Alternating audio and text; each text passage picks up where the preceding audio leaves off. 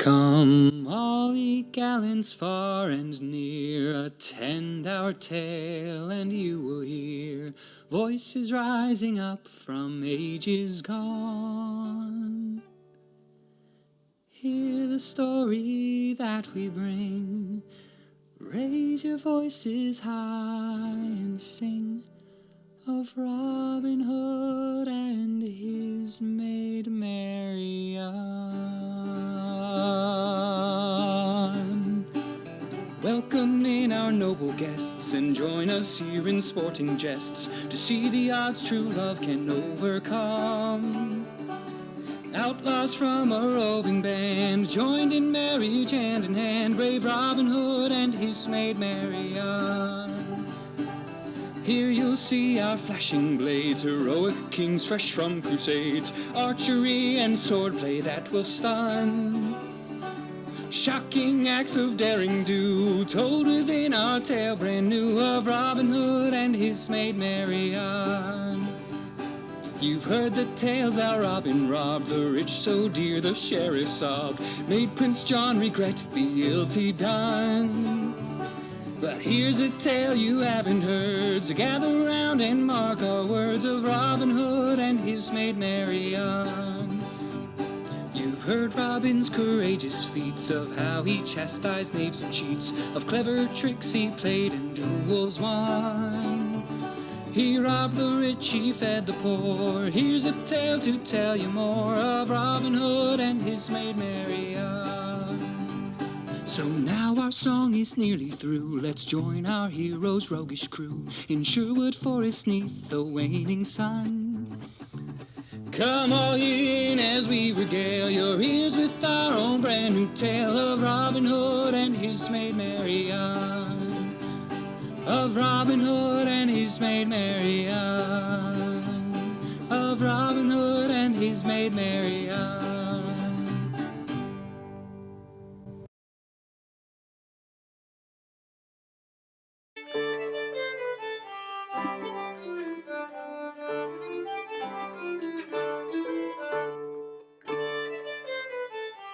A room in the castle of Nottingham. This way, good my lord.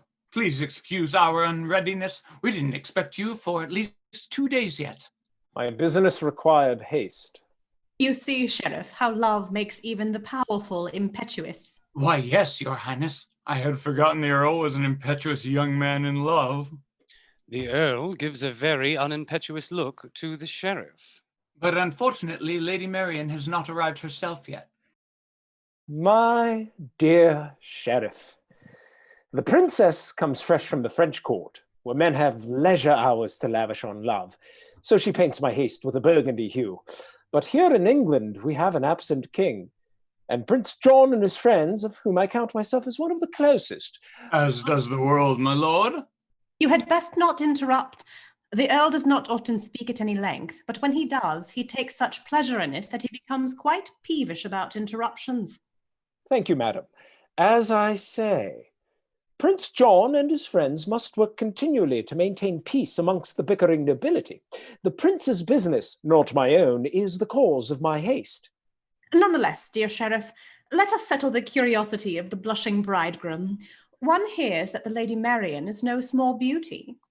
Indeed, your highness. She has never come so far north as Nottingham, but she came to a tournament in Lincoln last year with the old Earl Fitztooth, her father, and everyone there was amazed at her beauty. Then the Earl may hope that the chains of love may be pleasant ones. Prince John's cause has need of lands and revenues. What more binding tie than our marriage? But as to love, I had thought to aspire somewhat higher than the rustic northern earl's daughter. Perhaps you may aspire still. But we embarrass the sheriff. He is perhaps uncomfortable at so close a look at the lives of those so high in the land. If he lends proper assistance in the coming events, he may become accustomed to such glimpses. I beg your pardon, my lord. Enough of this. The princess and I have not come so far from court merely to greet my bride-to-be.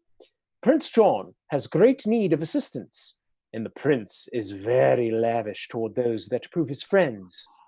Well, my services are entirely at his command. Then you will aid me in my search for his brother Richard. The king?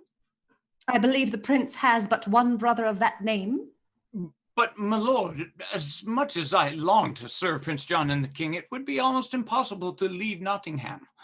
The administration of the king's justice, to travel across the seas. You need only search right here in Nottingham. But the king is captive in Austria, waiting ransom. Was. Your Highness? Richard has been ransomed and is here in England. But the news has not yet reached us. It has not reached anyone but the prince. I don't understand. Richard is in England alone. You see, Sheriff, it seems Richard and his escort were attacked by a band of knights before he even reached the Channel. Who sent them remains a mystery, does it not, my dear Earl? Indeed it does. You see, Sheriff, Richard has as many devoted enemies as he has loyal friends, but these knights' intentions were clear enough. They devastated his escort. Richard, however, seems to have been delighted by the opportunity for some exercise after his long captivity, and the last they saw of him, he was cleaving off heads and arms and various other appendages as he galloped through their ranks and out of sight. And you think he is now in England? We know he is, and is likely to move right through Nottinghamshire to join his loyal supporters in the south. I am here to find him. My previously announced betrothal serves as good excuse for my coming here. After all, we wouldn't want to alert Richard's enemies to his predicament, would we? Yes, imagine Prince John's concern. If Richard should meet with misfortune, all the worries and responsibilities of the crown would fall on John's own head. So the prince will not rest easily until Richard is safely in my custody. I believe you understand me, Sheriff. Oh, I mean, yes, that is, I do. The prince may count on my loyalty and assistance. Excellent. Your cooperation bodes well for your future. Let us decide how best to use your men and mine. Of course. I think the very first thing we'll want to do is... Great Lord! What's wrong? Is it possible anyone else knows of your purpose? Why? If Robin Hood hears of this, he could ruin all your plans. Yes, from what one hears, this outlaw has more to say about what happens in your shire than you do yourself. Milady, the knave is crafty as he is devilish. I'm sure we'll have no trouble with him. But if he should find the king first, he may decide to help him. Sheriff, I assure you, Robin Hood will cause no trouble. Speak no more of him. I have a little plan which should be taking effect right now. No, we shall have no trouble with that quarter. And if the sheriff will show us to our accommodations, we can refresh ourselves before making any further plans. Oh, I didn't think you... Of course. If you follow me, I will call my steward. Steward! Well, do you think he'll be useful? Not greatly, but at least he won't be in our way now. You astound him. Continue to do so. He's already heady with thoughts of advancement. Never fear. My charm and his greed will bind him fast.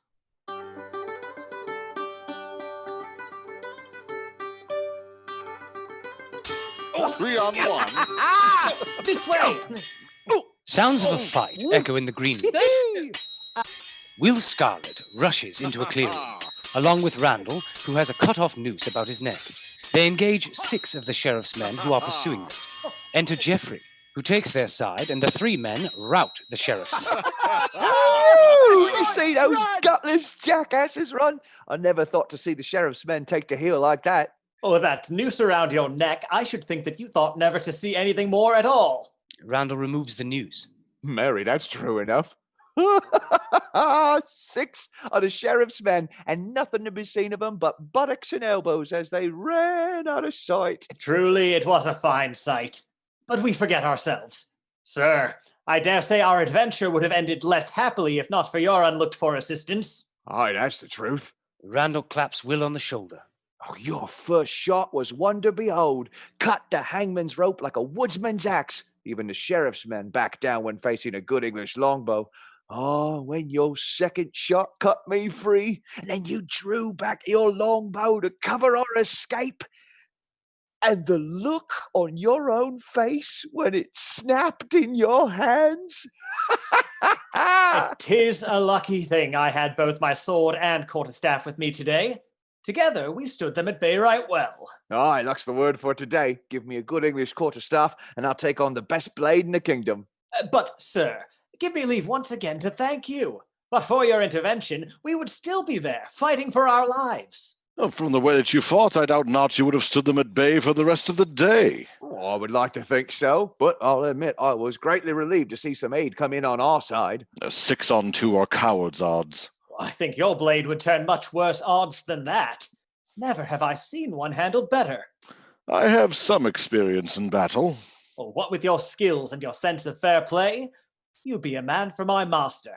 And who might your master be? Robin Hood, I'll warrant, for only one of his men would think to save a man who's killed the king's own deer. Ah, is that why you're to be hanged? Aye. For any poor churl of a Saxon to feed a starving family with a king's deer means the loss of his ears if the sheriff's in a fair mood, or his life if it turns foul that day. You're lucky, my friend, I stayed longer over my ale than my friends, or I would never have heard of your trouble. What is your Christian name? For that's all we need to know here in the forest. Randall. And I am William. And as all of our band are new christened under the greenwood, you may know me as Will Scarlet. And you, my friend? Under the greenwood, you may know me as Geoffrey. Well spoken. Well, my friend, between your taste for venison and your taste for adventure and fair play, you may both count the sheriff your newfound enemy. If you have no better recourse, I suggest you come with me to meet Robin Hood, and mayhap Sherwood and Barnstable will welcome 2 new merry men this very night. Aye, that I will. I desire nothing better. Get away! From another part of the forest come the sounds of a different sort of altercation. Don't touch me, any of you! Marion and Kate appear, followed by Alan a Dale and David of Doncaster. Kate brandishes a small branch. Robin follows behind. I warn you, keep away from Milady. She's the king's ward. King John himself will make you answer with your lives if you so much as touch her. Prince Johnny will have no more luck finding Robin than did good King Harry before him. Kate aims a blow at Alan, who nimbly dodges, while Marion draws a small knife for protection. Hold your tongue, Alan. Ladies, may we talk a moment, rather than chase you across all of Sherwood? I think, sir, that the fault of the chase lies with the chasers. You attacked us. I assure you, any attack was purely accidental. Strange, skittish arrows you have that launch themselves at men before you think to stop them. Did they hit anyone, Magpie? Your bad marksmanship is your affair, and our good luck, Jackjaw. Kate takes a swipe at Robin. My God, take that stick away from her, David, before she hurts me. All right, hand it over. Hey, Ow! hey. Give me that stick! If you harm my woman, you shall answer to me. Well, watch it, Robin. She has a knife. Branches now blades, ye gods, I swear. If ever I am slain, 'twill be by a woman's hand. Release the wild woman, David, before you have no shins at all, and before I've caught a penknife in my ribs. How dare you abuse my attendant? Catherine, I refuse to speak another word to these scoundrels, and you shall not either. Oh my God. Robin, you must learn to handle women better. Ladies, excuse my rough language and manners. I assure you no harm was meant. Damnation! If you will allow us to repair your women's saddle strap, I pledge you to have you safely on your way within 1/2 hour. What do you think, David? Can't tell a thing. Perhaps they can nod their heads without speaking, Robin. They can speak or nod, come or go as they please. Milady, if you will sheathe your weapon and follow us, we will give you all polite assistance. If you will not, you will spend the night in Sherwood.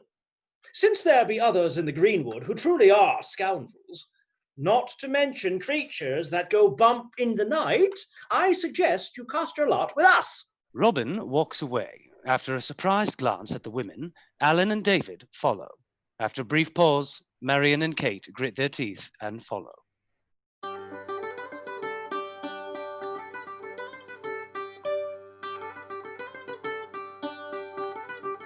Friar Tuck sits on a fallen log in the greenwood, holding a wineskin in his hand and conversing with himself. Pretty sweet month.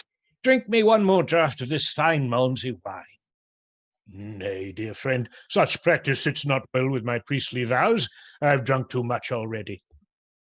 If not for your own sake, I pray thee drink for mine, for I swear I will not sit and drink alone. I would hate to see any good man's spirit slack from any failing of mine. Therefore, for thy sake, I'll pledge thee. Tuck passes his wineskin from one hand to the other and takes a mighty drink. And now, dear cousin, I must insist you pledge me back, for you are the bravest sweet lad in all merry England, and I'll break the back of him that says otherwise. Well, for thy sake I must.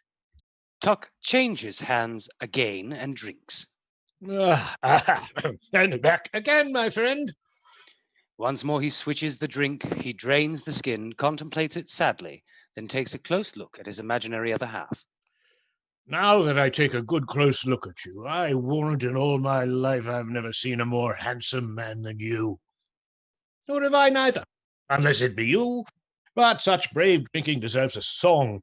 Pray, sing us one of your favourites. Nay, I'm not in good voice today, and dare not sing alone. Do you sing instead? I'll not sing without thee. Well then, give us a song and I'll join in. Do you know the Ballad of the Scornful Lass?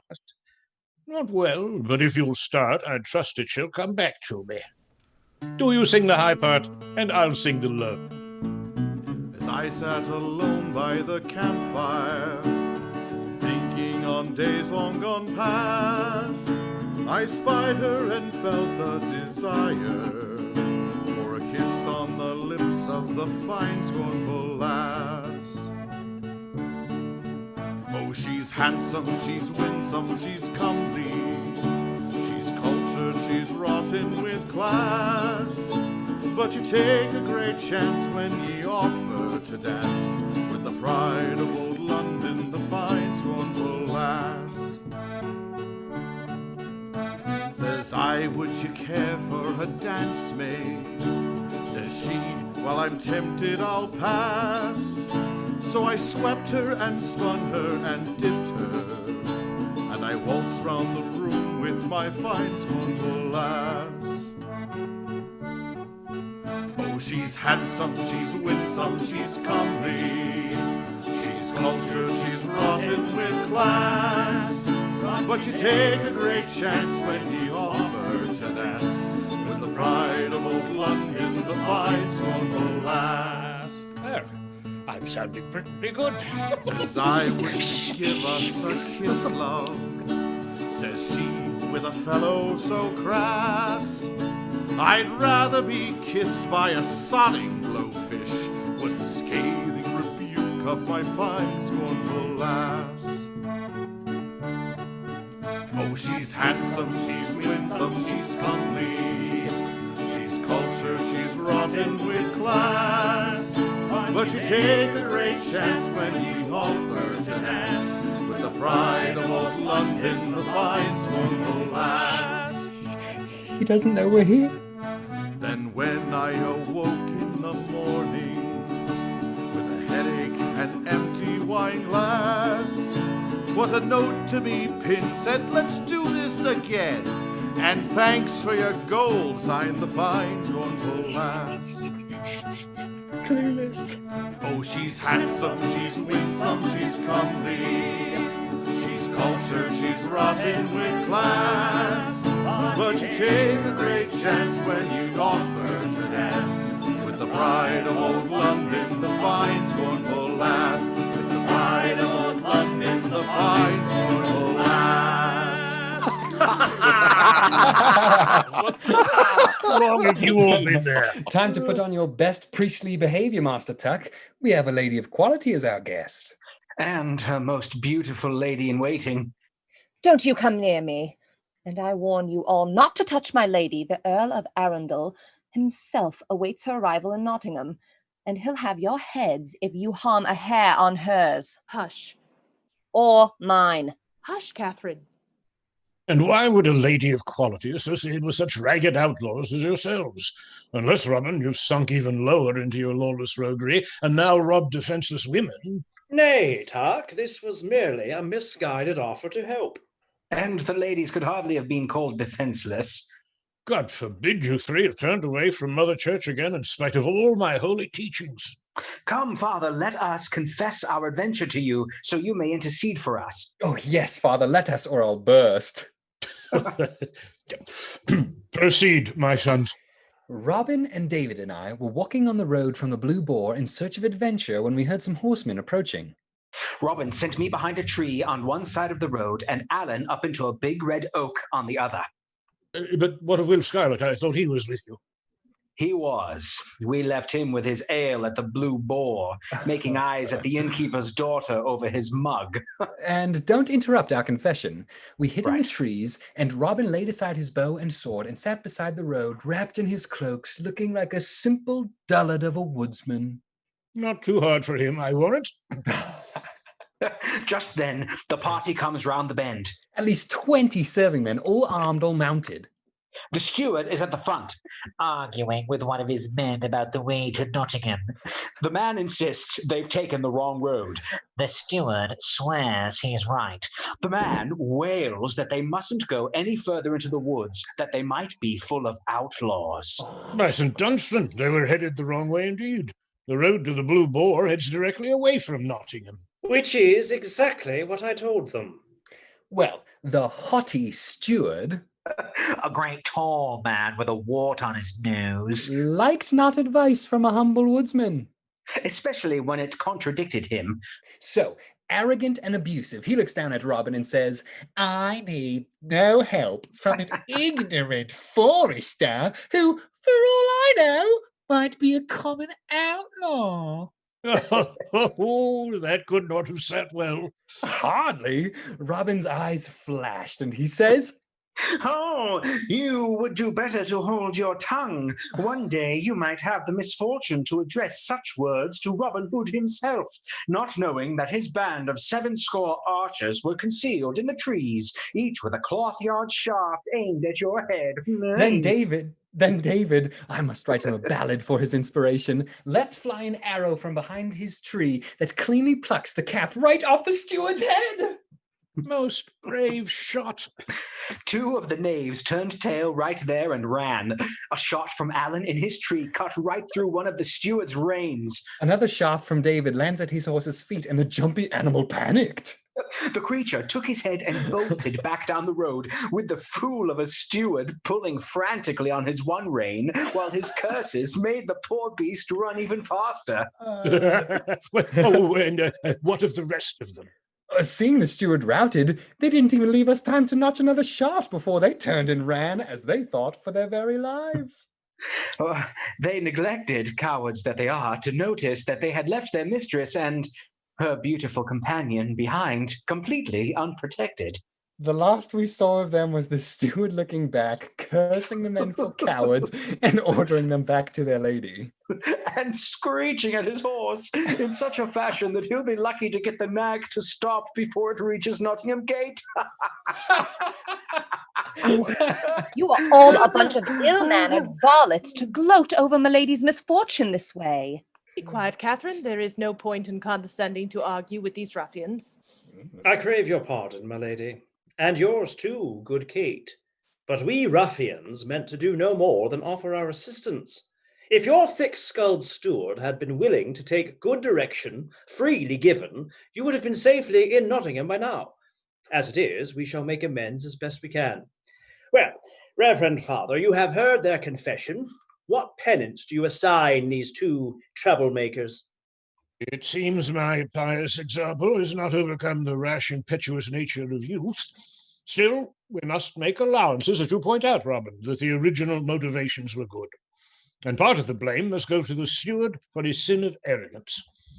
First, they must remedy the harm they've done by escorting this gentlewoman and her maid safely to Nottingham, but for your own safety, no further than the gates, do you hear?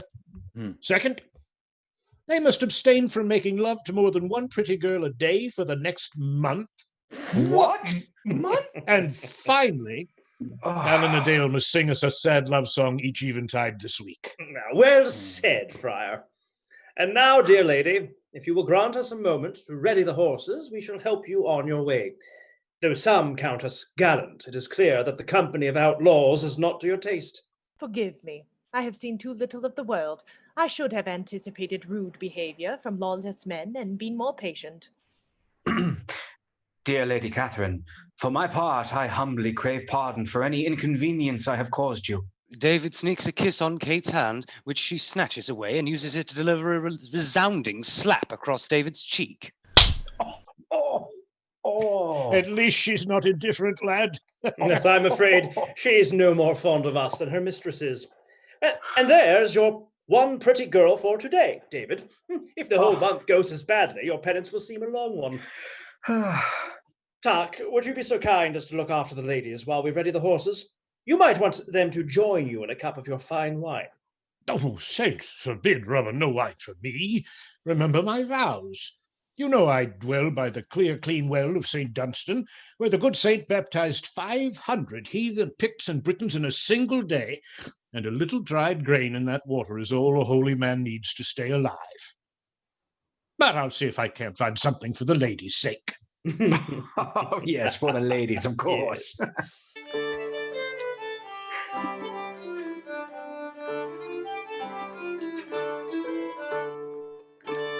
Well, Sheriff, this letter brings good news.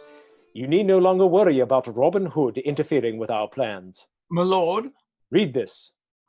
Your spy is planted. Reynolds Longshank lost 2 fingers in the affair. But Longshank is one of my men. And I shall see he is liberally compensated for his fingers. But what does this mean? I have sent my men on no mission. No, I have. You, my lord? Yes, I needed their assistance, and Nottingham's coat of arms for a little scheme of mine. Well, my noble Earl, you seem in fine spirits on the sudden. I trust Prince John's business goes well? Exceedingly. If your grace would be so kind as to tell me what my men have accomplished. They have assisted me in planting a spy in Robin Hood's camp. A spy in Robin Hood's camp? Sheriff, you must stop repeating what the Earl says. It irritates him terribly. I'm sorry, my lady, but if I may ask, how have my men done that? By preparing to hang a churl for killing of the king's deer. That's something those outlaws could not ignore. They are bound to attempt the rescue. Begging your pardon, my lord, this may not work out so well as you hope. I myself had tried to plant spies in the outlaws' camp, but twice they were sent back with insulting ballads pinned to their coats, and 3 of them joined the band in earnest. Oh, if your man tells Robin of the king's presence, we are lost. Or is he my man? Peace, you dotard. He's my man. My plans are hardly as clumsy as yours. Oh, they'll accept the spy, all right. The rescue was staged to excite their roguish imaginations. A churl to be executed for killing of the king's deer. That was bound to spark their interest. And the outlaw's bow breaking amidst the rescue, oh, that was a lucky stroke. It gave Sir Guy an opportunity to show off his prowess as a fighter, and those rogues love a fighter. Longshank's 2 fingers lend even more credit to the affair. No, Sir Guy would have no trouble. They'll never suspect him. They'll never suspect him. Sheriff, you're repeating again, Sheriff. Well, my dear Earl, all goes nicely. First your own men, then the sheriffs are on the lookout for good King Richard. Now, with the help of Sir Guy, Robin Hood himself may lend us assistance in our search. If he should run across the king, we'll soon hear of it. And soon thereafter, Prince John will be greatly relieved to hear his brother Richard is in my protective custody. But if I remember correctly, Sheriff, the Lady Marian is due here this evening. Let us prepare a welcome for her as befits the rank of her noble and lovesick bridegroom. Yes, it is best our presence this far from London be properly excused. You may demonstrate your love for Prince John with a celebration, Sheriff. Bring forth your finest wines and best dishes. Spare no expense. If I'm to marry below my ambitions, we must at least accompany my betrothal with proper pomp and circumstance.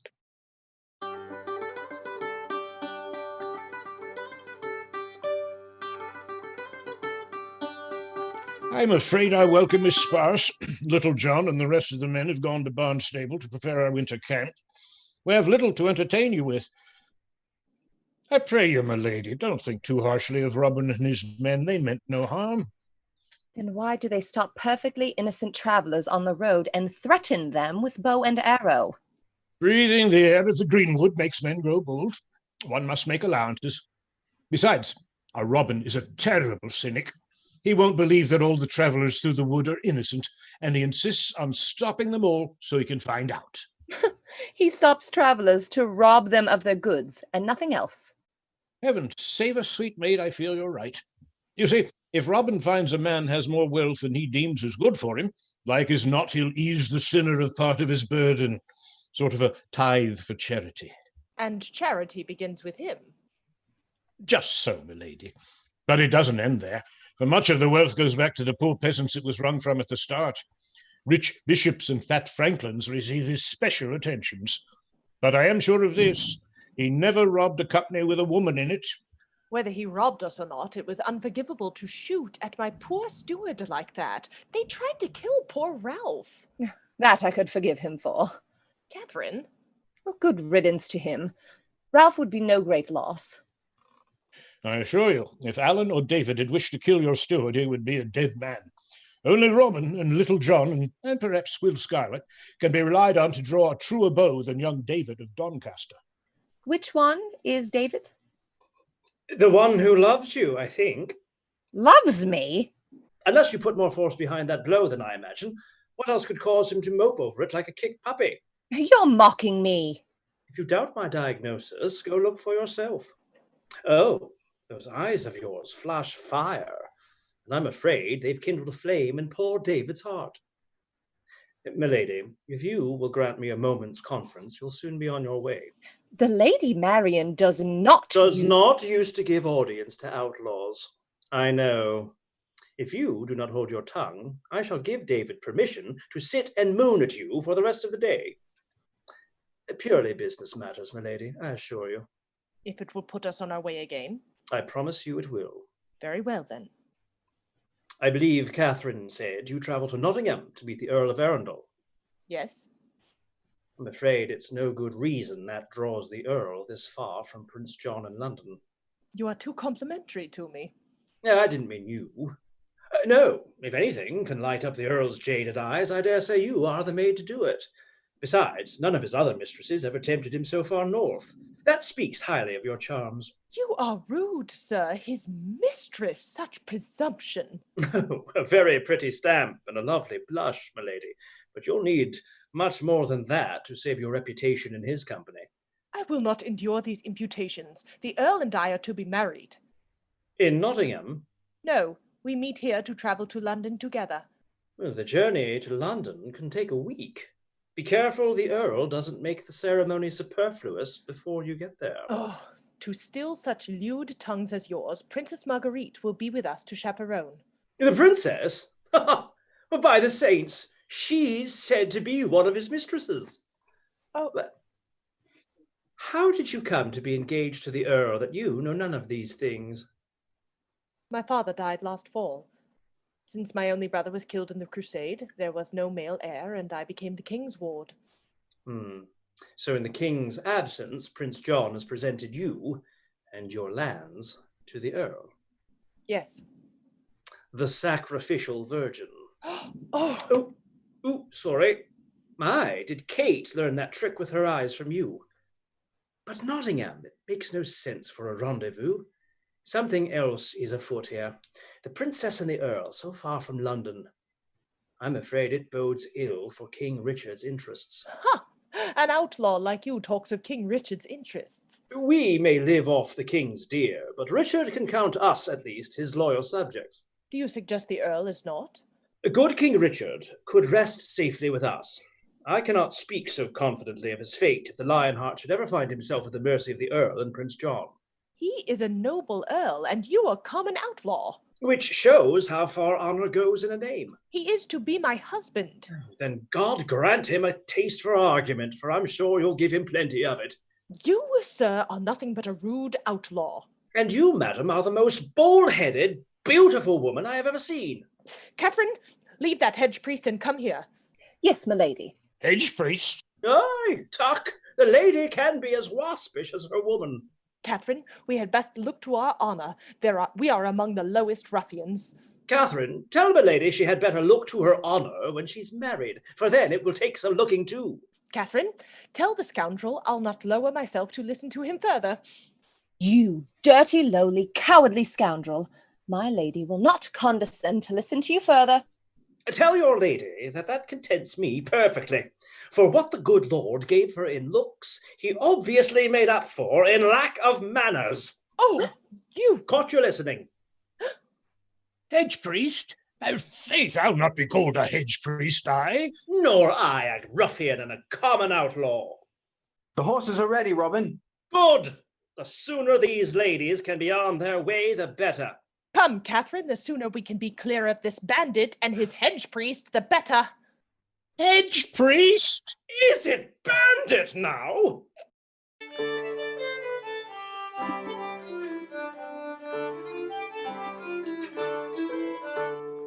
The sheriff enters the great hall of the castle, talking to a servant. The princess enters above the stairs.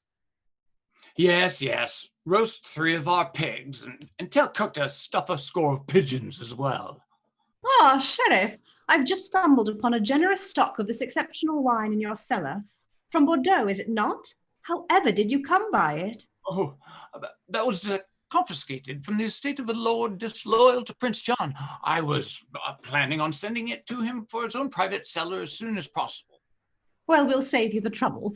We'll have it for the feast this evening. I'm sure Prince John would approve.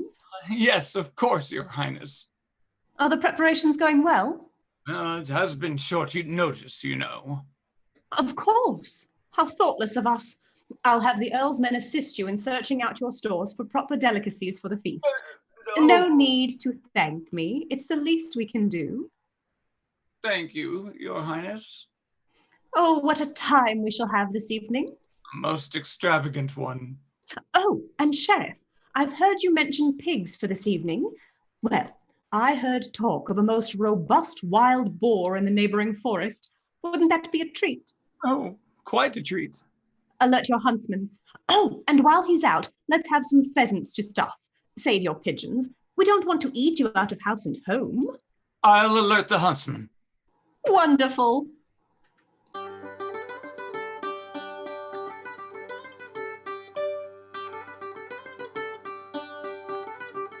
Will and Randall have returned to camp with Geoffrey and are sharing their adventure with their fellow outlaws. And when Will struck 2 fingers after one fellow, Longshanks did they call him, he just stood there and stared at them on the ground. For fear the sheriff would find Longshank a bit short-handed. Aye.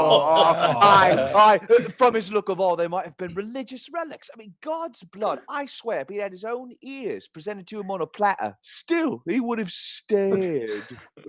I think the sheriff would give his own 2 ears to have Robin's head on a platter. Or even his very soul. Aye, his ears or his soul, I don't know which is worth more. Well, when the time comes, I hope I'll be able to make a better exchange for my head than either. But Randall, let me congratulate you on your escape. Long may you breathe the free air of the greenwood. And thanks to you, it's Geoffrey, is it, for your unexpected and timely aid to my cousin Will. You are both welcome to stay with us here as long as you need or desire. A health to our 2 new merry men. A health! And a health to good King Richard. May God protect the Lionheart. King Richard! You smile, Geoffrey. To hear Richard so roundly toasted by outlaws from the king's justice. But 'tis not the king who has outlawed us, but the lackeys who abuse the land in his absence. But you are still outlaws. What would you do if Richard walked into your camp right now? Offer him our lives or our service, whichever he may choose.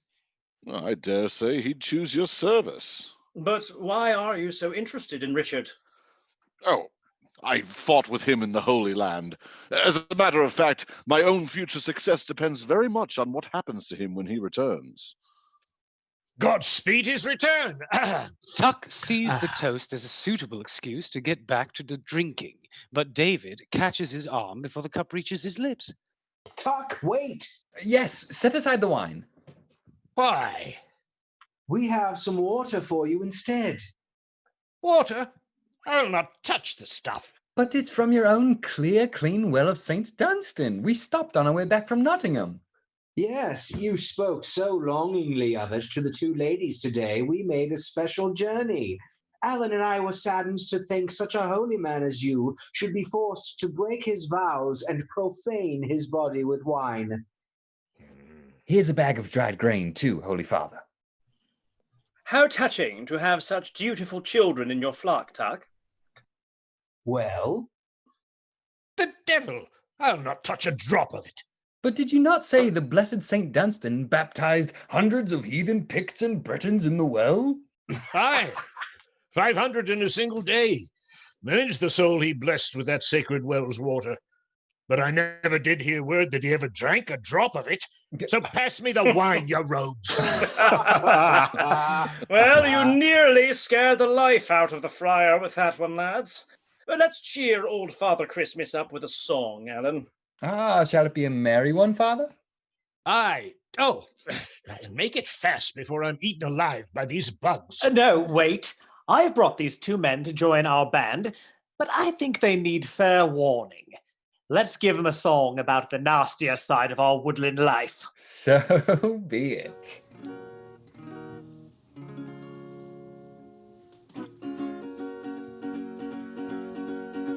When I was just an infant bundled in my satin bed, my mother craned her head my way, and unto me she said, There's golden fortune by the score for bright young lads like you.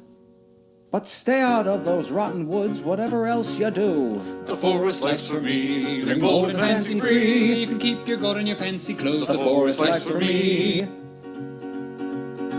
There's bees that sting your noses, And the worms crawl in your ears, the moths and wasps and spiders bite your arms. and legs and rears. But I can guarantee you that no bite this forest brings is worse than getting sent to war to die for foreign kings. The forest life's for me, living bold and fancy free. You can keep your goat and your fancy clothes. The insects bite, but we're all right. The forest life's for me. The woods are full of animals that growl and scratch and bite, and wriggle in your blanket when you fall asleep at night. But bears And snakes and weasels can't do nothing to convince us lads to leave the woods and live Beneath some sniveling prince. The forest life's for me, living bold and fancy free. You can keep your goat and your fancy clothes. The insects bite, but we're all right. There's danger here, but we don't fear. The forest life's for me. It's freezing in the wintertime, And wet in spring and fall. and there are times a man can miss a ceiling and four walls. But you can take our word for it, the richest and the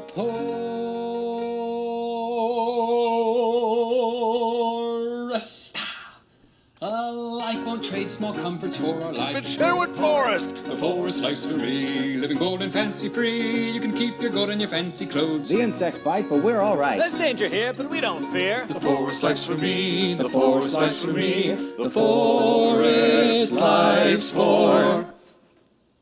The forest life's for me. Now, for a little sport to work up an appetite. Randall, Will says you handle a quarterstaff right manly. Perhaps you could give young David here a lesson? No, Robin, I'd hate to harm the poor lad. And do you have a spare head, friend, if I should accidentally crack your crown? Oh, of course. If the purpose be instruction, any bumps he gets can be marked down to his education, eh? We'll see if youth can't teach age a thing or two. All right, lads. Ready now? And try not to educate each other to death. They fight.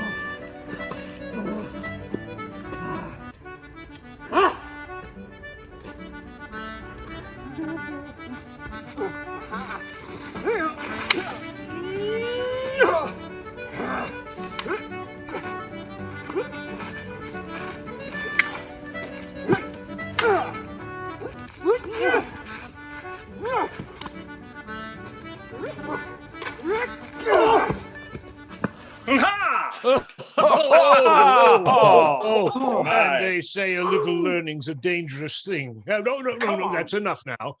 Now you two must stop fighting before I get hurt. Alan, look to the venison lest it burn.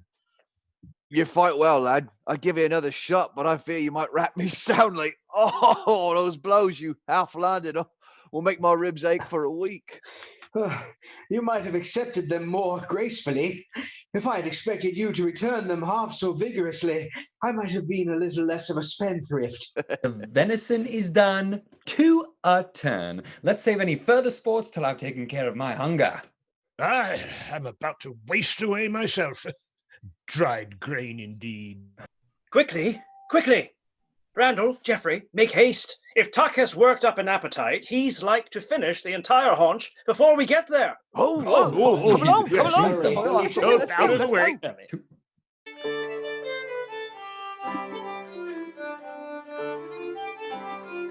Milady, I am so relieved to see you. You have no idea how worried we all were when your steward and your men arrived at the front gate in a panic. Awful talk of an ambush and a band of several score outlaws. Some of them swore you must be dead. The hail of arrows was so great. How could they know? They were so busy running, they couldn't possibly have had time to look back. 3 arrows are no hail, and 3 men no band.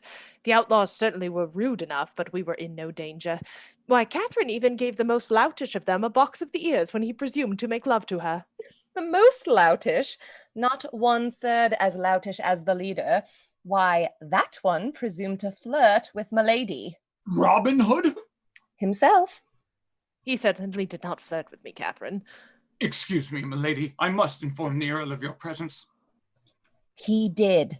And he made eyes at you when you weren't looking, too. To be silent.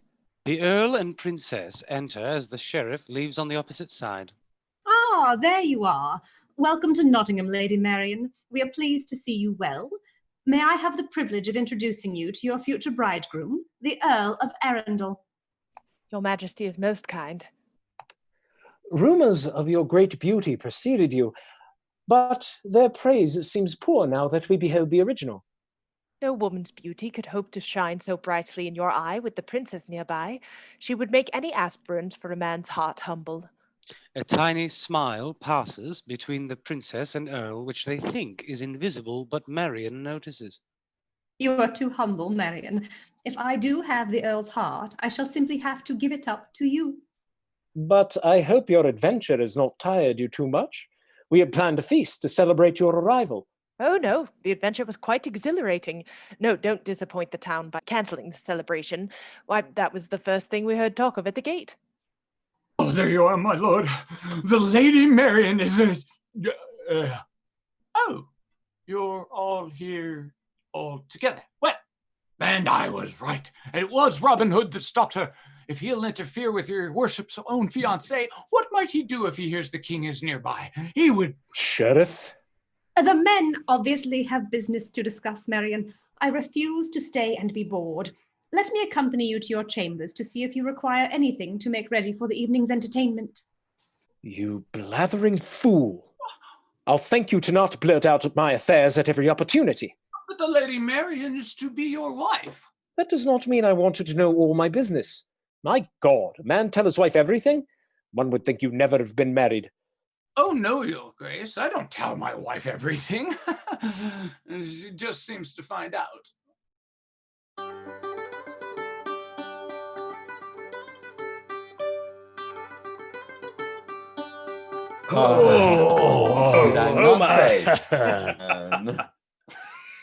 Never have I seen a man eat like that. Yes, Tuck, you did your portion good justice. And a skill any man could acquire with a little practice. Yes, well, nonetheless, Tuck, it was a fine piece of eating for a mere hedge priest.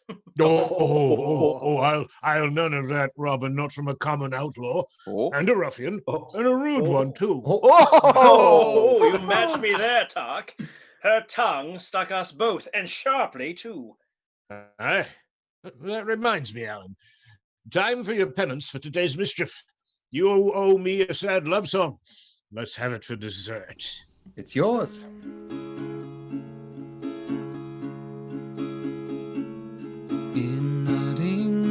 Nottinghamshire as the leaves turn to gold, when the sweet river Idle ran peaceful and cold, I courted a maiden so young and so bright, and she swore that we'd wed by the harvest home light.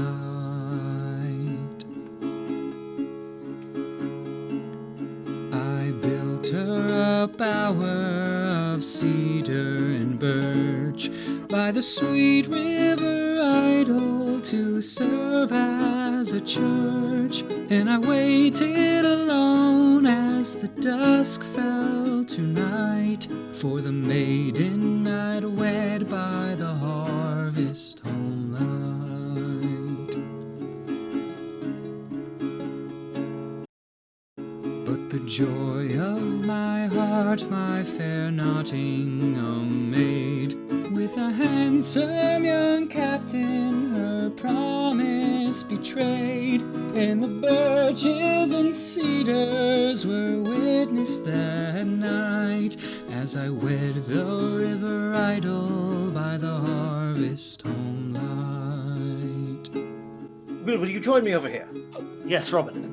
The Earl and the Princess in Nottingham, it still bothers me.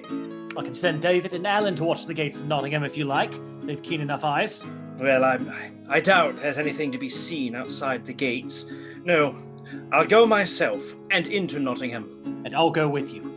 We can dress as mendicant friars. Nay, this adventure is mine alone. I'll go as a minstrel. Alan and David brought back word that they were planning a celebration.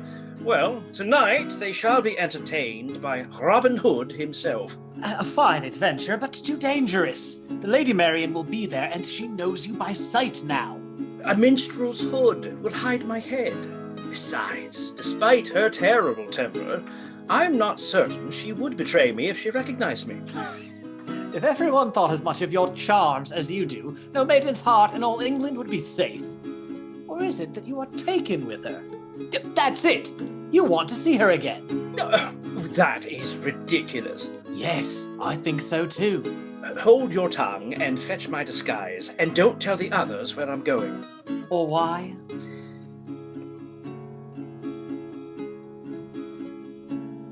In Nottinghamshire as the night turns to say, where the sweet river Idle flows slowly away, a young wife weeps softly, remembering the night she forsook her true love by the harvest home light.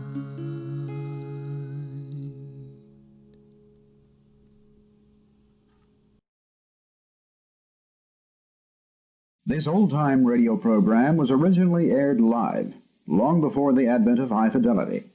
As a result, you may detect an occasional surface noise or volume drop due to transmission problems so common to old radio. We hope, however, that any variance in audio quality will not take away from your pleasure in listening to this, one of the all-time favorite shows. Thank you, Marie Wilson, Charlie Butterworth, for your contribution to the evening's fun. And immediately after Tiny's message, there's a little vocal contribution I'd like to make. All right, Tiny? Thank you, Al. Okay, Lud?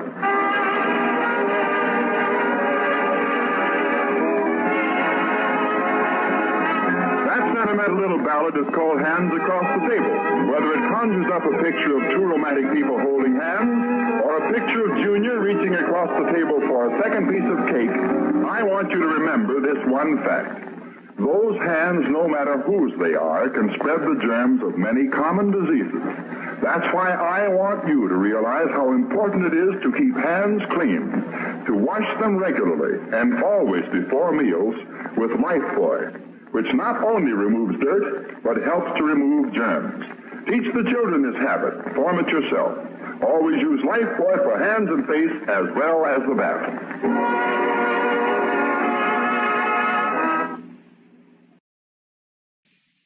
Maybe you're sort of tired of eating the same old thing day after day.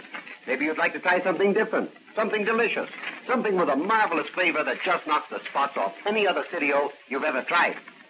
Now, if that's the case, why don't you ask your mother to let you have a big bowl of crackly, crunchy, golden brown Wheaties flakes tomorrow morning? Ask your mother to let you have a cereal you'll really like the taste of. Ask her for the big, husky cereal for wide-awake fellows and girls who not only start things, but who see them through. Your mother will be mighty glad to let you have Wheaties, too. For most any fellow's or girl's mother wants to see them eat a big bowl of a nourishing whole wheat cereal every morning.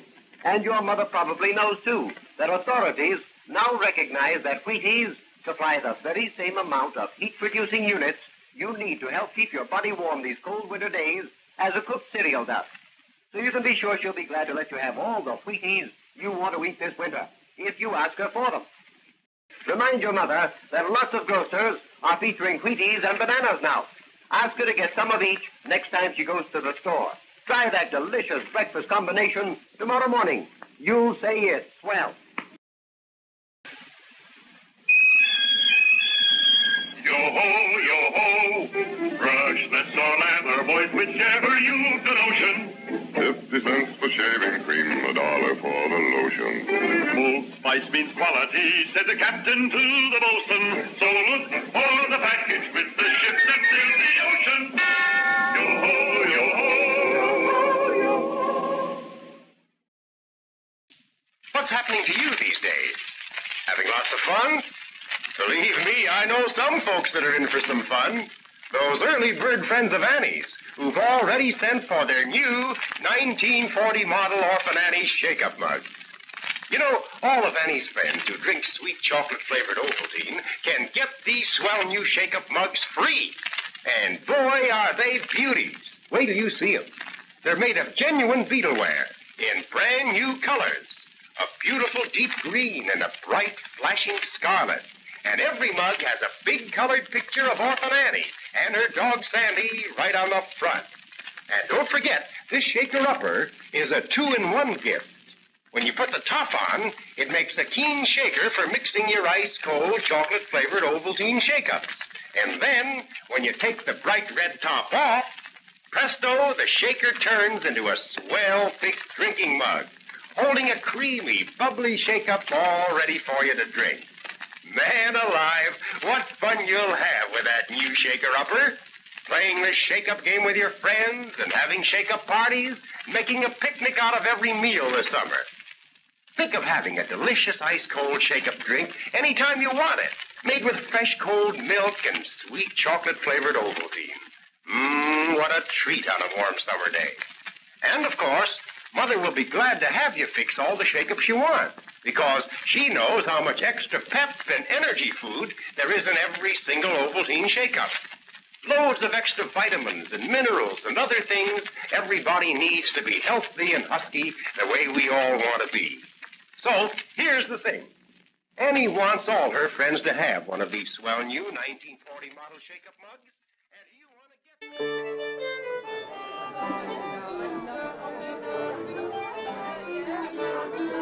The princess, Earl, Sheriff, Marion, and Kate come into the antechamber to the happy sounds of feasting, drinking, and dancing, guests echoing in the great hall behind. Oh, thank goodness for a bit of quiet. Well, my dear Sheriff, your feast seems to have been quite a success. Yes, it couldn't have gone better. Even the local barons were impressed by your presence. And heading the table in my own hall? Oh, you have definitely strengthened my position in their eyes. Lady Marion, what a magnificent celebration of your betrothal. Indeed, your highness, most magnificent. Oh, but Sheriff, I do hope the Earl's men did not make too extravagant use of your wine cellar and your pantry in furnishing the feast. They were rather generous, but I would do it all again for such a feast. Excellent. We'll arrange it for next Saturday. Or perhaps a touch more of this fine wine will suffice. Oh, of course, my lord. I shall fetch it myself. You will join us, I hope, Marion? Thank you, my lord. Of course she will join us. Oh, Sheriff? Yes, your highness. There was a minstrel in the court below. Is he still there, do you think? I suspect he is, your highness. Shall we send for him also, dear Earl? Absolutely. Little did I expect my new lady to be possessed of such grace and beauty. It is much too early for the celebration to end. I'll send for him immediately, my lord. Oh, glimpses of lives nigh in the land. And certainly more to come, Sheriff. The minstrel, the wine, and goblets for us all. Well, Marion, if you are half so taken with the Earl as he is smitten by you, we shall see one of the liveliest marriages in Prince John's court. The Earl's intentions are more than I deserve. I fear he flatters me. Oh, nonsense. And now that the Earl's eye has found you, I cannot imagine it should wander elsewhere. Precisely. And with all her other charms, she brings her share of courage as well. Yes, Marion, your adventure with the outlaws seems to have distressed you very little. There was little to make me fear. Catherine, your mistress is too modest. Tell us truly how she behaved. Most bravely, my lord. She told Robin Hood himself what she thought of his devilry. Well done, Marion. And what of yourself, Catherine? I stood my ground well enough. She even slapped one of the young outlaws who became fresh with her. Oh, good for you, Catherine. Robin enters in a flamboyant minstrel's outfit, replete with fool's cap and bells. His Lord High Worship, the everlasting Sheriff, has bid me come to you, my lord and ladies. I am the minstrel. Oh! What's wrong, Marion? Why, nothing, my lord. The minstrel startled me is all. My much vaunted courage seems to have deserted me for the moment. Kate looks to Marion for a sign. Marion indicates silence. Most high and noble assemblage, what would you have of me? If your singing even marginally matches your flamboyance, a tune to celebrate true love's meeting. Why then, I must sing of foul plots and false lovers. And your reasoning, minstrel? Why, else my song should have no end, worshipful highness, for true love lasts forever. But never in this world did I hear of a love that time did not sour. Cynical, my lord, but shrewd. No, to make words dance is my profession, mighty majesties. Robin cuts a caper just as Sheriff enters, almost upsetting the tray of wine he carries. Oh, be careful, clumsy fool. Oh, mercy, blessed reverence. Can you no longer afford to keep servants after tonight's feast? Very well, I shall serve you gratis. Most divine majesty. Thank you. My worshipful lord. Thanks, minstrel. Most beauteous damsel. And silent, too. That's a rare virtue in a woman, and should be much appreciated. Oh. And we end where we began, dust to dust. Robin hands the empty tray to the sheriff, keeping the remaining glass for himself. Most graciously served, minstrel. You have missed your calling. We must add him to my train. I want a cupbearer. Yes, with those stout shoulders and strong thighs, who knows what he might be able to bear. Give us a proper toast, minstrel. The sheriff indignantly snatches his cup back from Robin. You may drink from my cup, minstrel. To good King Richard, and his speedy return to England and his throne. Robin takes a healthy draught of wine and returns the goblet to the princess. To Richard, and a proper welcome for him. The Earl and the Princess make eye contact while they drink, and the Sheriff is struck by a small rash of nervous twitches, all of which are noticed by Marion. And now a song for you. Yes, sing us a ballad of Robin Hood. The Sheriff is already twitching. Oh, surely your highness does not think I would know any songs which glorify common outlaws? Surely she knows half your songs are about such men. Sing us one of them. My lord. You shall not be punished, I assure you. Sing, as a favour to the Sheriff. Oh, very well, especially for the Sheriff. You shall have a song both of love and of Robin Hood, for here is a ballad of Robin's own true love. Robin Hood rode out to Sherwood Forest, seeking his heart's rest, And as he rode, he dreamed upon the maid that pleased his heart the best. The golden tresses of her hair. Wait, what? And snow-white hue of her fine face. Oh. And wayfish sight of her lithe form. And thought of just one fond embrace. Don't do it. He came upon a maiden preening by a river sweet and clear. He catalogued the qualities that pleased his outlaw heart so dear. The jeweled hilt of her sharp blade and clever wit her servant bore, and scarlet slippers neath her dress that charmed his heart forevermore. Yes, you're very clever. So Robin bent his knee to her and offered her his hand to wed. He thought that she'd be smitten, but instead the maiden responded. With pretty stamping of her foot and charming drooping of her jaw, and mouthing protests that she made to hide her love of that outlaw. So Robin looked her in the eye and swore to her he'd never part. From she, the most infuriatingly beautiful lady that ever stole an outlaw's heart. Very charming. Wonderful. Why, Robin Hood's own true love seems remarkably like our own Marion. You are bold, minstrel, and clever, too. Yes, that was very good. You are all too kind. Unfortunately, there is one here to prove your song false. Gracious lady, would you give my ballad the lie? I must. You see, poor minstrel, I have met Robin Hood this very day. Not the bold outlaw himself. Indeed, 'tis true. And faced him most bravely. Why, her maid even gave one of them a sound box of the ears. Did you not, Catherine? I would do it again, and you may tell him so. If I ever meet the knave, I shall tell him for you. But I fear you must write a new ballad. And why is that, sweet lady? The outlaw is too much of a lout to know how to behave to any lady, and such an arrogant buffoon no lady could ever be brought to love him. Gracious, how the ballads do belie him, then. Yes. Disgraceful. But, my dear Earl, the most amazing part of my encounter was the way he permitted me to insult him to his face. You would not tell us earlier. Earlier, I had not heard this poor, misguided minstrel singing his praises. Oh, good. Tell us of your adventure, Marion. After he had cowardly set upon a woman's train. But it is said Robin Hood has never robbed a woman. And I'm certain he says it more often than anyone.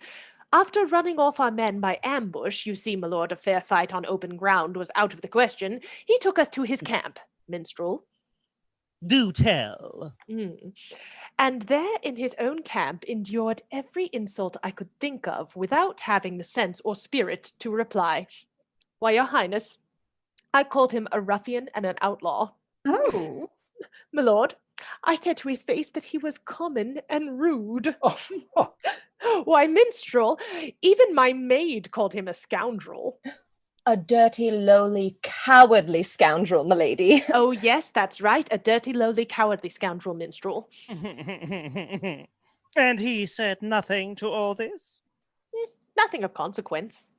Oh, he did pace around a great deal and vie with that fat hedge priest of his to see who could huff and puff the more, but as to articulate sounds, I cannot recall a one. Then learn your lesson, Marion. A dog like that is always cowed by his betters.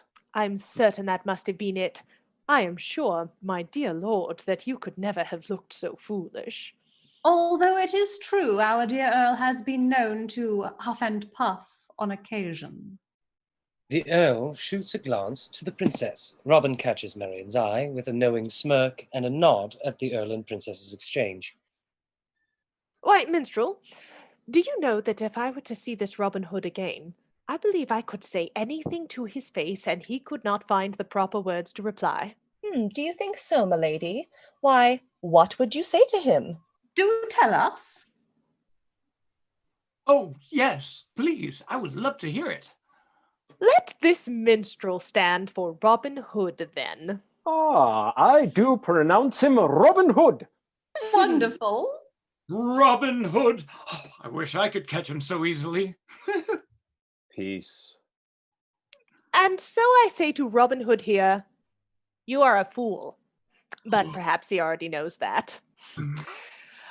I tell him, Robin Hood, you are as silly as you are simple, which perhaps he knows not.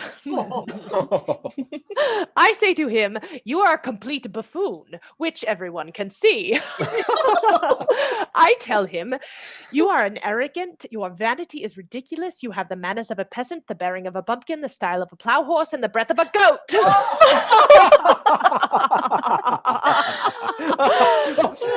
And what would you say to him, Catherine?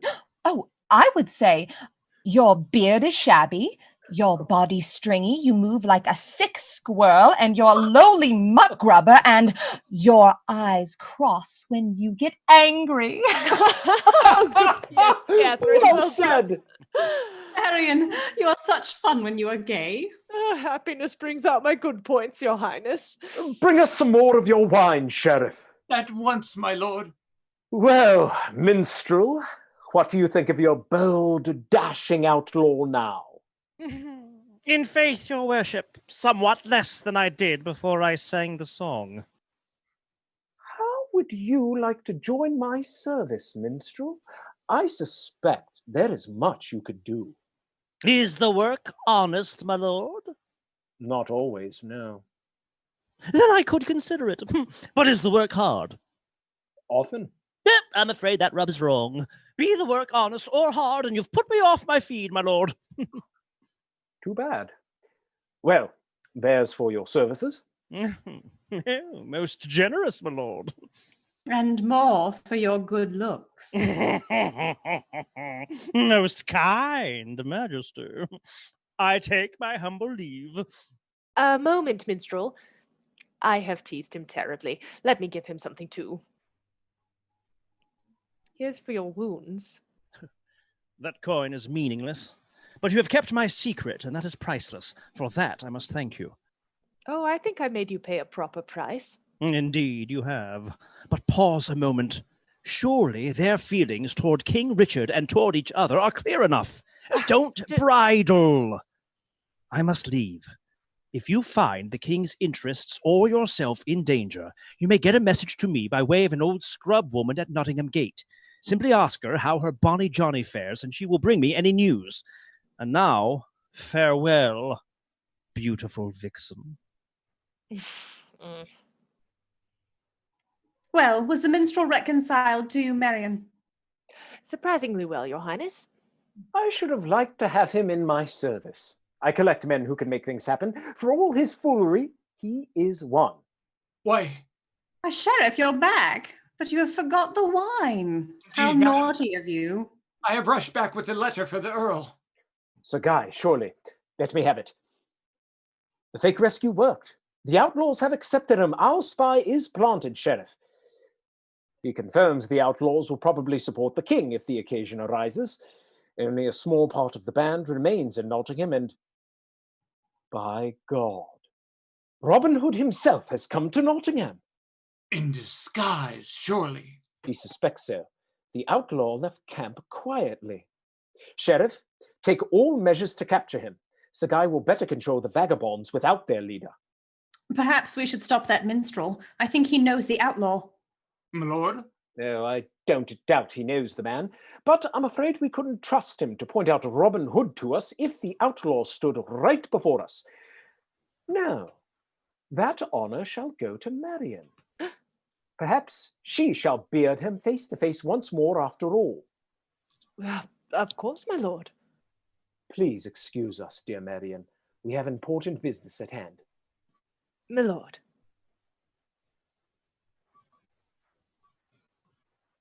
Are you all right, milady? How easy it is to mistake one's friends for one's enemies, Catherine. Milady?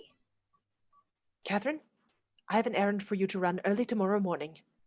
You must go to Nottingham Gate and find an old scrub woman. Then you will ask her how her bonny Johnny fares, and once you get there...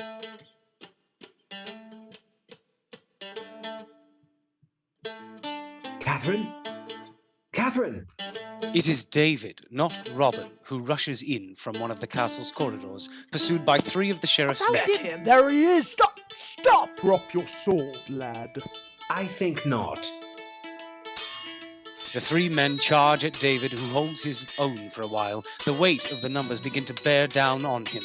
Robin enters from the opposite side of the hall, stowing his minstrel costume in his bag, and sees the fight. David! Robin joins the fray, taking on 2 of the men, and the others run in. Robin, I came to... Oh, hush! I know why you came, you lovesick fool. No, I just... Just fight! We'll chat after if we survive. Robin and David disable enough men that they're able to back the remainder off. Quickly! This way, lad! Robin, I really did... Oh, use your heels and not your tongue. It's time we were out of here. Robin and David rush off with the sheriff's men in hot pursuit.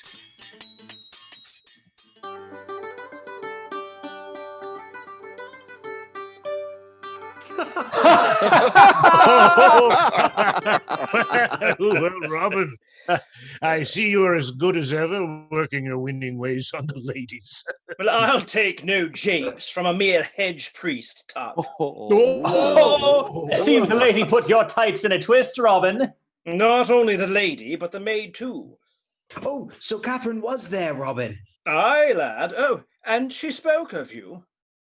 Of me? Yes, lad. She said she longed to see you again, so she could give you another box of the ears. That'll be good. What's this about, Robin? I know not. What is it, Will? A message from Marion, Robin. She bids you meet her at the spot where you ran off her men. The old red oak on the way to the Blue Boar. She says she has information for you. All right, lads, grab your weapons. There's work to be done in the greenwood. No, Right. no, Tuck. I'll go alone. No, you can't go. You mustn't go alone. This could be a trap. I think not, Will. I'll go alone. Listen to the man, Robin. You must not go unaccompanied, Robin. All right, I'll take one man. No, Will. I'll take Randall. Are you ready to begin your new adventures in Sherwood, Randall? Oh, aye, Robin. I'd love a crack at those hanging devils. I thought as much. 'Tis settled then. I'd particularly like to go with you as well. No, Geoffrey. I'm sorry, but your first adventure with us will have to wait. I don't like this, Robin. Don't be concerned, Will. I'll have my horn. If Randall and I need any assistance, I'll sound it. If you say so, Robin. It's so I say.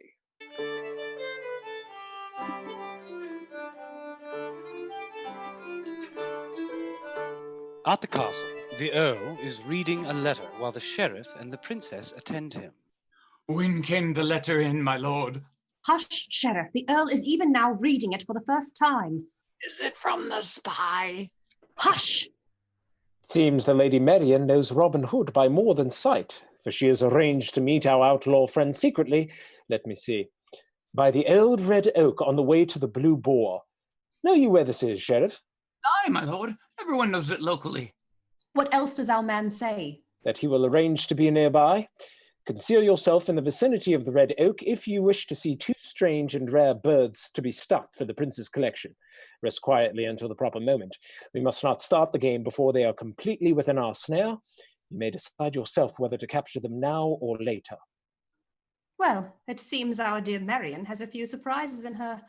Apparently, you are not quite as irresistible as the good outlaw, my dear Earl. Will you go? I shall. Alone? The fewer that know of our interest in Richard, the better. Well, the sheriff knows, so he shall accompany me. My lord? Yes. I'll need you to point out the old red oak to me. Oh, I can give you very simple directions, I assure you. No, Sheriff. You can watch the Earl's back for him. Actually, my huntsman knows the forest excellently well. But just think, Sheriff. Here is your opportunity to face the outlaw down. Oh my, Sheriff. Just think how Robin Hood will tremble when he comes face to face with you. The sheriff trembles himself at the prospect. Yes, your highness. How thrilling. Oh, yes, quite thrilling.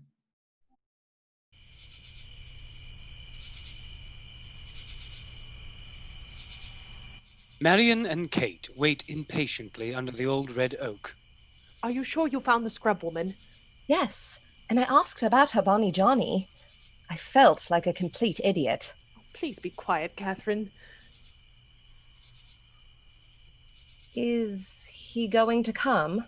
If he got the message. Robin walks up behind the two women.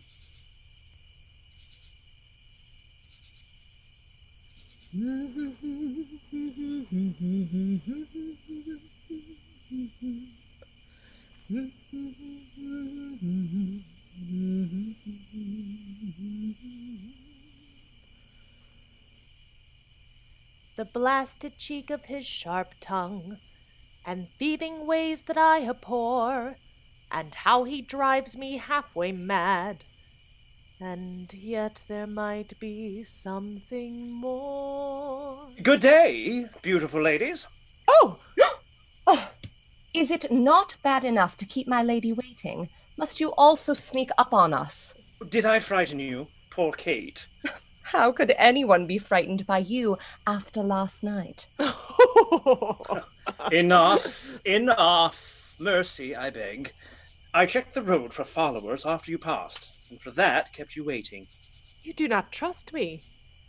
Let us say merely that you have already learned to make me dance. I would prefer that no one now teach me to dance on air. If milady had wanted you hanged, all she needed to do was speak up last night. Perhaps. Perhaps? When my manners are weak, I'm afraid I would have done my best to acknowledge any introduction with my heels. Of course you would have run away. As fast as I could. By the way, Kate, David sends you his love. He wouldn't dare. No, not out loud. I drew the message from his puppy dog eyes. Ooh. Ooh, and now a message back from you. Perhaps the poor boy may take heart after all. And now, Lady Marion, delighted as I am to see you, I can't but wonder what purpose brings you out so soon after our last meeting. I wish I could say I thought of me, but my vanity has learned to tread lightly around you.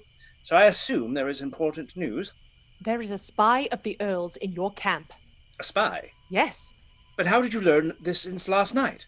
Just after you left, the sheriff brought in his first message from the Earl. Newly planted, then. That means one of our two new friends dissembles. But which one is false? Speak quietly. One of them awaits me down the road. They said his name. Oh, but what was it? Was it either Randall or Geoffrey? No, I don't think so. Of course he would change his name. Did you hear any of the message? Most all of it, I think.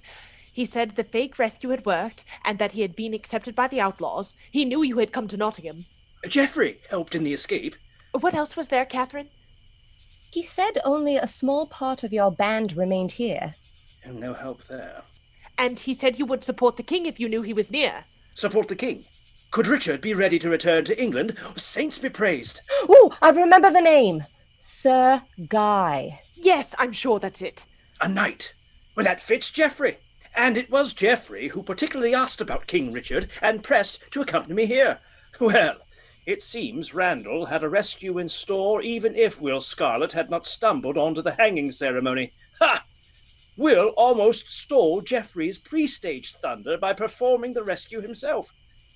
Oh, by heaven, I had better look to the blackguard right away. He knows of your coming. If he informs the Earl, they'll have your lands on a charge of treason, and the marriage be damned. The marriage I would gladly lose. Well, let's not give them the lands. Back with you as quickly as you can. I'll look to our man. If it turns out you need help, you shall have it from the men of Sherwood. Farewell, then. This was a pleasanter meeting than before. I hope there will be more. Perhaps. Minstrel. They kiss. Come, my lady. As they turn to start back to the castle, the Earl and the Sheriff step out onto the path.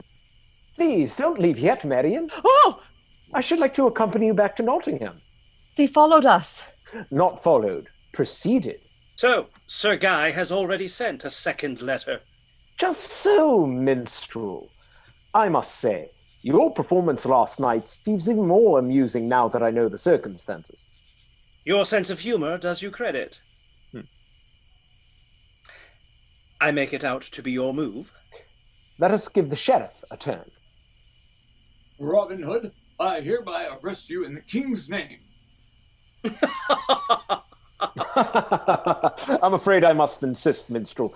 We'd like to keep the news about Sir Guy in our own little circle, if you don't mind. If a polite refusal will not suffice, I will have to take a stronger stand. Although my friend the sheriff should not count in any reckoning of the odds, I have a man by ready for him. Randall! Here, Robin. Fitting justice, Master Sheriff. The pawn you used to plant your spy will now be used against you. That would be just dandy, Robin. I'm sure we'll get on famously. That sword's not just ceremonial, is it, Sheriff? Shall we begin? Save yourself unnecessary trouble, minstrel. I have men at hand you dream not of. Well, then I shall call my own to accommodate them. Oh, don't let him blow the horn! Even as the sheriff speaks, Randall reaches out to stop Robin's hand. Let us keep the gathering small and quiet, my friend. Thank you, Sir Guy. Oh, dear God. You see, it is pointless to resist, even if we discount the sheriff as you suggest. My lord! You still face two of the best blades in the kingdom. You would do better to surrender, outlaw, and live. I think not. Robin draws his sword. By the end of the day, King Richard shall have 3 fewer enemies. The other 3 men draw their swords. And for your treachery, you shall be the first to go. Robin lays on with Sir Guy. The Earl calculatingly presses at the opposite flank, while the sheriff holds back. Before they can fully close on Robin, however, Geoffrey steps from cover behind the sheriff, startling him half to death. Ah! Sheriff! Shame on you, Sheriff. 3 on 1. Cowards' odds again. Look to defend yourselves, gentlemen. The Earl turns to confront Geoffrey, while Robin continues his fight with Sir Guy. But Kate has seen the horn Robin dropped and runs to pick it up. The Earl sees her reach for it. Sheriff, the horn. Stop! Give me the horn. Let go of the horn, Sheriff, or I'll pull your beard off whisker by whisker. If you lose that fight, Sheriff, I'll make certain all Nottingham knows by nightfall. Finally, Kate wrenches the horn from Sheriff's hands and clobbers him on the top of the head with it. She puts the horn to her lips and blows. It makes no sound. Blow it! I can't. Oh, give it to me. Marion makes insignificant spluttering sounds. Blow harder. I can't. The sheriff has revived enough to sit up. Give it to me. Kate bops the sheriff on the head again. I'm afraid the ladies aren't especially musical, Geoffrey. A pity. We shan't need more help, but a larger crowd to appreciate the swordplay would have been nice. They all fight on. Robin seriously wounds Sir Guy, who is forced to yield. Robin moves to support Geoffrey. Stand back, Robin. I would particularly like to deal with the Earl myself. As you wish. Robin walks over, takes the horn from the ladies, and blasts a hearty call, giving a little smirk to the women after. Geoffrey disarms the Earl. Yield, knight. I cannot yield me till I know your quality. Know it then. Geoffrey removes his headpiece. I yield me, sire. Sire? So the king has been under our very noses all this while. Are you the Lionheart, then? I am. Most welcome back to England, sire. The sheriff rises groggily to his feet. Kneel before the king, you fool. What? The king? The king? What? Have we got the king, my dear Earl? Not exactly, Sheriff. I'm afraid the king has caught us. Hmm? Gradually, the sheriff's focus returns. He looks about, sees Sir Guy wounded, everyone kneeling, and finally Richard standing. Oh, God. The sheriff sinks to his knees as Alan and David rush in. We're ready. Where are they? We're here, Robin. That's very nice, Alan. We're too late to get in on it, aren't we? Oh, but it looks as though Jeffrey's been here and had his share of the action, haven't you, Jeff, old boy? Oh, good work, Jeff. Oh, God. Randall's been wounded. Who did it, Randall? Robin Hood. Robin. I say, why is everyone crawling about? Hello, Kate. Tuck and I had gone for water when we heard your call, Robin. Tuck's doing his best to follow. Is everything all right? Kneel to the king, Will. To Richard? I believe that is our king's name. Richard? Jeffrey? Oh. Sire. God's blood, where's the action, boys? Death and damnation, is it all over then? And where the devil is the enemy? Did you drag us all here to fight two men, Robin? Nay, good Tuck. Robin thought it a good time for a prayer meeting. A prayer meeting?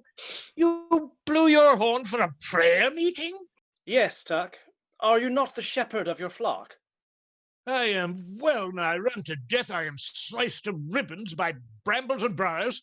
I'm jolted to the teeth and soaked to the skin in sweat. You and the rest of my flock can go to blue blazes. Oh, a prayer meeting.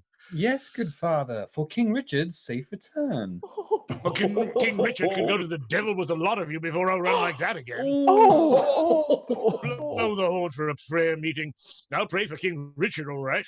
I pray he comes back soon to hang you all for a bunch of witless outlaws. Nay, Tuck. I rather pardon them for true and loyal subjects. Very kind of you, I'm sure. I hope King Richard appreciates your intercession. Well, I trust I know his mind as well as my own. And how is that, good tickle brain? Because I am Richard. Help me to kneel, you clowns.